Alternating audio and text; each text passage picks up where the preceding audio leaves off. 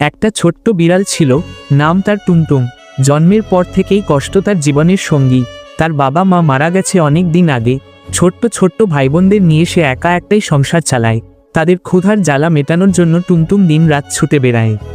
একদিন টুমটুম দেখল মাংসের দোকানে টুকরো টুকরো মাংস সাজানো। ক্ষুধার তাড়নায় আর ভাইবোনদের মুখের দিকে তাকিয়ে এসে দোকান থেকে এক টুকরো মাংস চুরি করে নিয়ে এলো। ভাইবোনেরা মাংস পেয়ে খুশিতে লাফিয়ে উঠল। তাদের হাসি দেখে টুমটুম বুকটা আনন্দে ভরে গেল।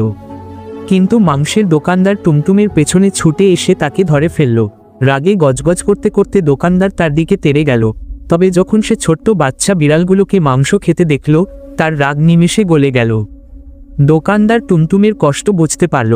সে বাচ্চাগুলোকে আদর করে কোলে তুলে নিল এবং টুমটুমকে বলল, তোমার আর চুরি করতে হবে না। তুমি আমার দোকানে চাকরি করবে আর তোমার ভাইবোনদের আমি দেখাশোনা করব। এরপর থেকে দোকানদার টুমটুমকে তার দোকানে চাকরি দিল আর ছোট্ট বাচ্চাগুলোর দায়িত্বও নিজের কাঁধে তুলে নিল। টুমটুম আর তার ভাইবোনেরা পেল এক নতুন জীবন। দোকানদারের ভালোবাসায় তাদের দিনগুলো কেটে যেতে লাগলো সুখ আর নিরাপত্তায়।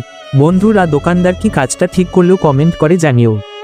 ভিডিওটি যদি আপনাদের ভালো লাগে তাহলে লাইক, কমেন্ট, শেয়ার করে চ্যানেলটি সাবস্ক্রাইব করবেন প্লিজ।